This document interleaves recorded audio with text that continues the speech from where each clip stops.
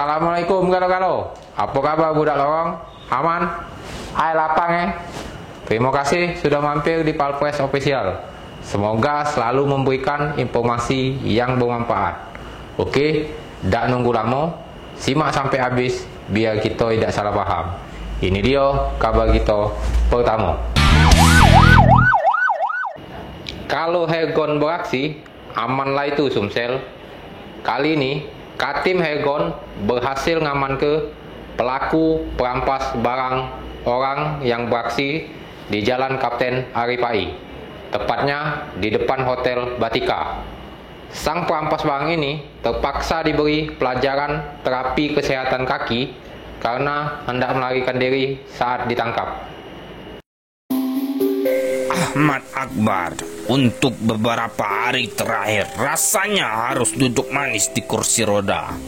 Kaki Akbar yang biasanya digunakan untuk berlari atau merampas barang orang tersebut harus diistirahatkan terlebih dahulu setelah sebelumnya diberikan pelajaran kesehatan kaki oleh Hergon alias Heri Gondrong. Selain tak bisa berdiri lama, Akbar juga dipastikan merasakan dinginnya lantai Hotel Prodeo dalam waktu yang cukup lama. Walau sudah berbuat salah, Ahmad Akbar mendapatkan pengobatan inisiatif di Rumah Sakit Bayangkara M. Hasan Palembang. Setelah diobati, pelaku dibawa ke kantor polisi dengan menggunakan kursi roda. Kanit 1 Subdit 3 Tatandras Polda Sumsel Kompol Haji Antoni Adehi membenarkan adanya penangkapan pelaku yang dilakukan anggotanya yang dipimpin Katim Unit 1 Subdit 3 Tatandras Polda Sumsel, yaitu Heri Kusumajaya atau Heri Gondrong. Pelaku yang beraksi di depan Hotel Batika ini digerebek di rumahnya kawasan Jalan Pajuri Nazarudin, Kecamatan Kalidoni. Saat hendak diamankan, pelaku mencoba melarikan diri sehingga terpaksa diberikan pelajaran kesehatan kaki oleh anggota yang dipimpin Hergon. Diketahui pelaku sudah merampas barang milik Iwan K. Simanungga saat sedang bersepeda. Akibat kejadian tersebut, korban kehilangan ponsel dan uang 300.000. Sementara itu, Akbar mengaku barang yang diambil tersebut dijual untuk memenuhi kebutuhan sehari-hari.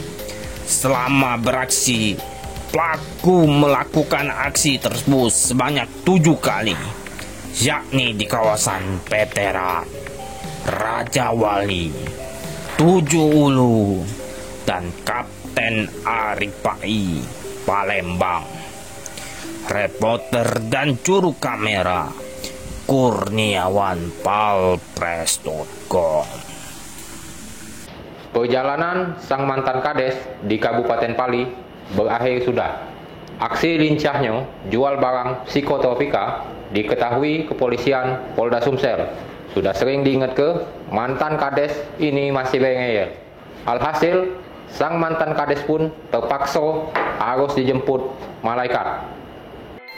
Rabu malam kemarin menjadi hari terakhir bagi Uladi Sastra, mantan Kadis Pandan Kecamatan Tanah Abang, Kabupaten Pali, dijemput paksa malaikat Israel karena mencoba melawan petugas saat bertransaksi barang jenis psikotropika di Desa Modong, Sungai Rotan, Kabupaten Muara Enim.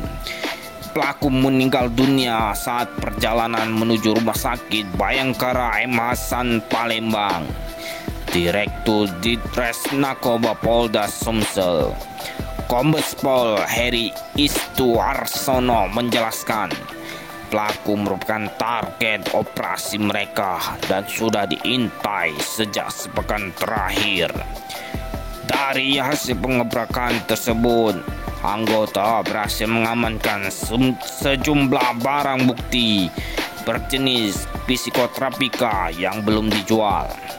Diketahui pelaku merupakan jaringan besar penjualan barang haram ini di Kabupaten Pali selama 1 tahun terakhir. Dia berharap agar peredaran barang tersebut bisa dihentikan untuk menyelamatkan generasi bangsa.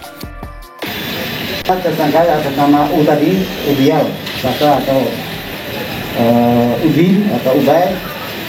Yang bersangkutan ini waktu saat akan dilakukan penindakan penangkapan, rupanya dia tahu, ya, dia langsung menembakin kita, ya, menembakin kita sambil lari, menembakin kita, sama anggota dikejar, dilakukan tindakan tegas terukur, dan akibatnya tersangka meninggal dunia.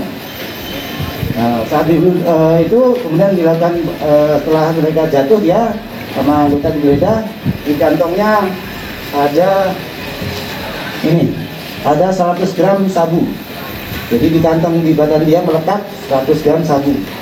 Kemudian senjata yang dipergunakan ini merek pabrikan.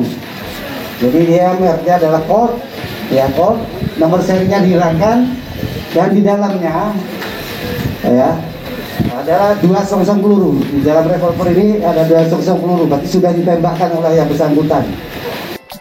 Reporter dan juru kamera Kurniawan, palpress.com. Ardeni, 50 tahun, ditemukan dalam kondisi tidak bernyawa di Desa Jadimulya 1, Kecamatan Nibung. Setelah polisi melakukan penyelidikan, dalam waktu 1x24 jam, pelaku berhasil diamankan. Yang ternyata tidak lain adalah kakak dan keponakan korban sendiri, Harun Sohar dan Alexander. Kejadian ini diduga disebabkan selisih paham. Kasus terbunuhnya Ardeni di depan pondoknya di Desa Jadimulya 1, Kecamatan Nibung, Kabupaten Musi Rawas Utara, 14 Januari 2021 menjadi atensi pihak kepolisian. Bahkan hanya dalam waktu 1x24 jam, pelaku tindak penganiayaan sadis tersebut berhasil dibekuk. Di luar dugaan, ternyata pelakunya tak lain Harun Sohar, kakak kandung korban sendiri. Dalam beraksi, Harun Sohar dibantu oleh anaknya Alexander. Dalam press release yang digelar di Polres Musi Rawas Utara Senin lalu, terungkap bahwa pembunuhan korban tidak direncanakan oleh Harun Sohar dan anaknya Alexander. Menurut Kapolres Muratara, AKBP Eko Sumaryanto SIK melalui Kasat Reskrim AKP Dedi Rahmat, kasus tersebut berawal karena korban telah memotong kayu di kebun milik pelaku. Untuk pasal sendiri kami kenakan 338 Yungto 340 KUHP, ancaman 20 tahun penjara. Saat ini kedua tersangka kami amankan di Mapolres Muratara. Saat ditemui di sela-sela press release, tersangka Harun Sohar mengaku penganiayaan yang berakhir dengan tewasnya sang adik tidak mereka rencanakan. Tersangka menambahkan, dia terpaksa membacok korban karena adiknya itu hendak memukul dirinya saat diminta baik-baik untuk menyerahkan kayu yang sudah korban potong dari kebun pelaku. Kamu tuh aku bukan direncana ya Pak ya, dari rumah. Aku dari rumahku bawa barang nak nerbas jalan. Berhubung dibuat hujan, kami tak jadi nerbas jalan itu. Nah, tahu-tahu kami nyimpan nengok ke kebun yang belum dipotong lagi yang di pinggir jalan. Nah, nengok kayu itu sudah ditebang, sudah digeseknya. Itu ceritanya. Jadi nyari yang apa nama tu yang gesek tu, adik aku tu, dia udah kata di tempat gesek tu. Jadi di berhubung hari hujan tadi kami laju nengok kayu yang sudah digeseknya. Nah kami cari orang udah kata, kami carilah ke rumah tempat dia tinggal itu. Nah, itu ceritanya. Jadi aku pertama aku ngomong dia ngambil kayu itu, dia ngomong pula dengan aku. Katanya itu bukan hak kamu. Apa maksud kamu nak nahan aku, katanya. Nah jadi dia tuh ngomong marah-marah, itu aku apa nasihat dia tuh, kalau peracak kita berbagi baik kayu itu, tak kayu yang sudah digesek. Tak galak kata dia marah dengan aku. Nah jadi kalau tak galak kayu itu nak kurampas deh, jangan katanya, nak belagu apa yo. Nah itu ceritanya. Nah itu dia nancap nak mukul aku. Jadi cuman itu ya, gara-gara itu emosi ya? Iya, gara-gara. Bagian mana yang kau kapak duluan, bagian mana? Di sini dulu. Berapa kali? Sekali. Terus? Sudah itu dia sudah duduk itu, baru ku kapak di pahanya 2 kali. Nah dia sedang duduk itu, ada anak aku tuh ngapak belakangnya sini. Oke. Nah itulah, udah itu kami lari. Reporter dan juru kamera Sony Harsono, palpres.com. Gawe si Joko ini memang sudah kelewatan. Tanggung jawab sebagai buruh bangunan tidak tuntas. Padahal duit upah sudah diinjuk. Jadi yang punya rumah nagih minta balik ke duit. Nah, Joko ini malah marah-marah hingga membuat si tuan rumah meninggal dunia. Tak tahu diri. Diduga tidak senang ditagih utang, membuat Joko gelap mata hingga nekat menghabisi Ibrahim, warga Jalan DI Panjaitan, Lorong Gaya Baru, Kelurahan Sentosa, Kecamatan Seberang Ulu 2, Palembang, tidak jauh dari rumahnya. Selanjutnya, korban dibawa ke Rumah Sakit Bayangkara untuk keperluan otopsi. Kapolsek SU2 Palembang, Kompol Roy A. Tambunan mengatakan pelaku merupakan tukang bangunan yang sedang merehab rumah korban. Namun diduga sudah diberikan uang dan beberapa hari bekerja, pelaku tidak lagi memenuhi kewajibannya.